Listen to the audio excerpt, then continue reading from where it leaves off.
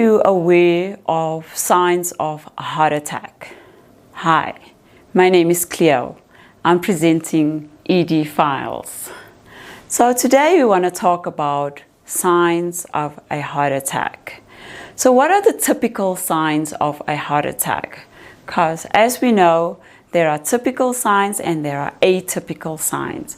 So today we want to sort of encapsulate all the signs that might be experienced by patients. So an atypical sign of a heart attack starts with a chest pain. So those chest pains that is crushing, so the person will explain to you and say that I have a crushing pain, or I have an elephant sitting on my chest, or they can have a sharp chest pain.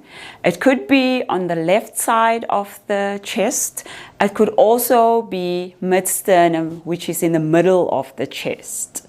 So those are your typical chest pains. But what about the other chest pains that people often take for granted?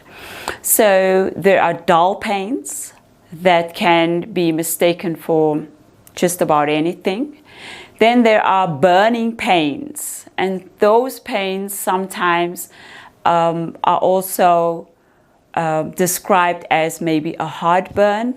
If maybe the person has experienced heartburn before, they might just mistaken that for the typical heartburn that they get. Other discomfort in the chest is basically just the patient feeling some tightness in the chest, and so those are signs of that could alarm a person. So learn the signs that are there, that are out there, that people are experiencing, because remember, we are different individuals and we all experience different symptoms. So it doesn't necessarily have to go by the book. So then this brings us to atypical pains. So what are the atypical pains? So let's say perhaps the person is experiencing a chest pain and it's radiating to the shoulder, to the neck, or to the jaw. Those are atypical pains. So it can also radiate to the arm, the left arm mainly, but it does not only isolate the left arm, it can go to the right arm. So it can go to the small finger. That is when you know that there is something wrong with the heart, because those are normally the pathways that the pain will follow when it comes from the heart side. So what are the differences basically between men and women?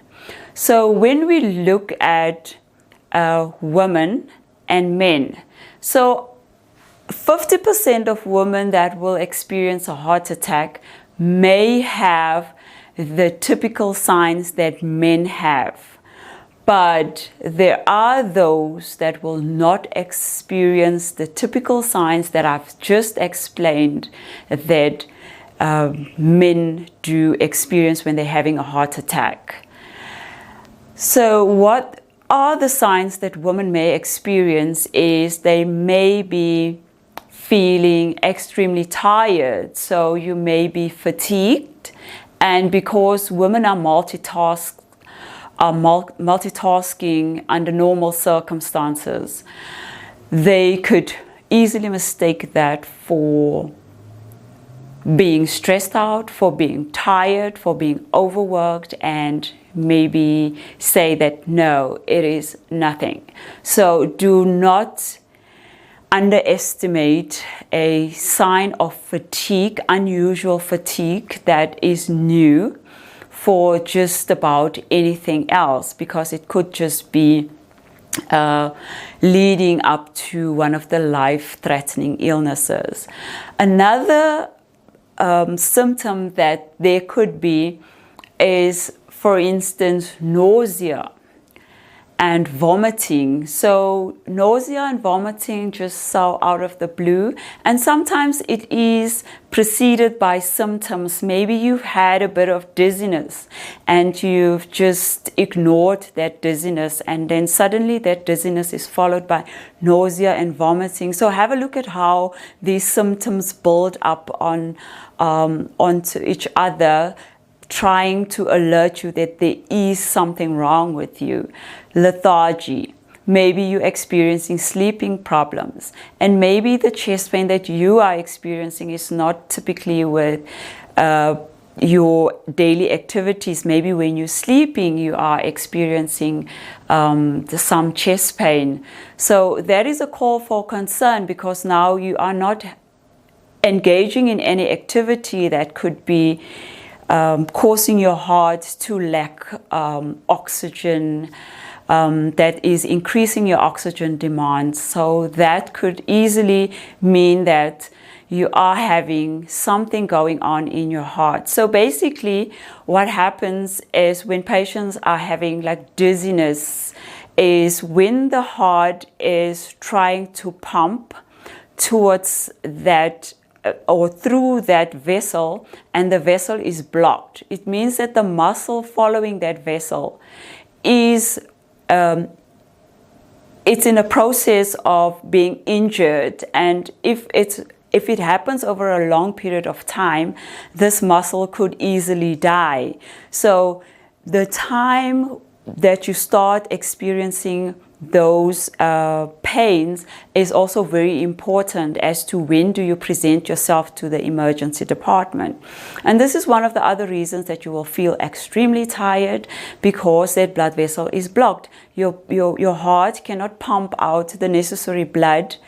Your blood flow has then decreased to the rest of your body, and you just is not meeting the demands that your body is being used to. And this is the reason why people will feel dizzy, because now if your heart can't feed itself, the rest of the muscle, how is it going to feed the rest of the brain? So you do get signs of dizziness along that line.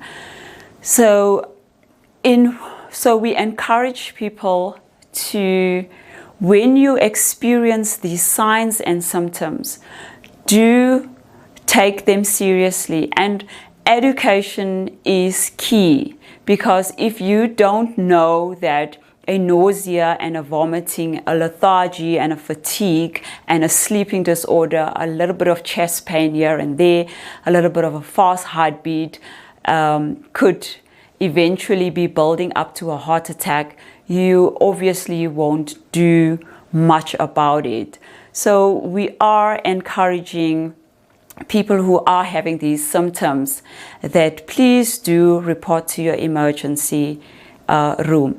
How do you report to your emergency room? Entirely depends on the symptoms that you are feeling. So are you feeling like a crushing chest pain, an elephant on your chest? It is advisable that wherever you are, you need to sit down, you need to take a seat, because the more you walk or activities that you engage in, you are using oxygen, and your oxygen demand is already less than what you are required, less than what your heart muscle required. So you need to take a seat. If there's no seat, sit on the floor. Find somebody. If there's somebody with you, let that person call 911 and alert the emergency department of your symptoms. So do not drive yourself to the emergency department if you are experiencing these symptoms, or even do not ask somebody to drive you to the emergency department, because the emergency crew that could be dispatched is an emergency crew based on your symptoms that you're giving to the dispatcher, will then send out the qualified paramedics that will deal with your symptoms.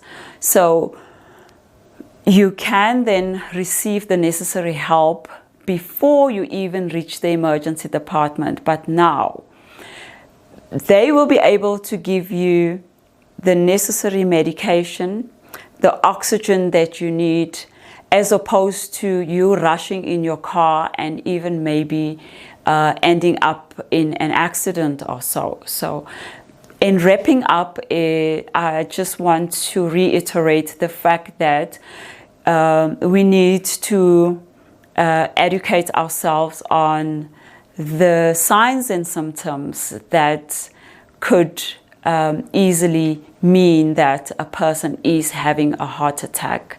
How important is it? So first of all, we said there are chest pains. So take that chest pain serious.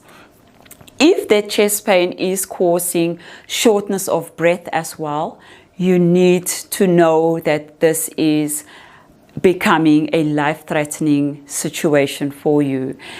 If you're experiencing palpitations, if you are sweating, more so if you are sweating, because then this means that your body is trying to compensate, and it is it's one of those signs that really alerts us in the emergency department that this person is, we call it diaphoretic, this person is wet, they are sweating, and that they are in danger. So we also look at all the other symptoms. So look at the symptoms that are just atypical: your shoulder, your neck, your jaw, your arms, your small finger. What about just your elbow? If you have not sustained any injury, you're lethargic, you're tired, you're fatigued, you can't sleep, check yourself out. Thank you very much.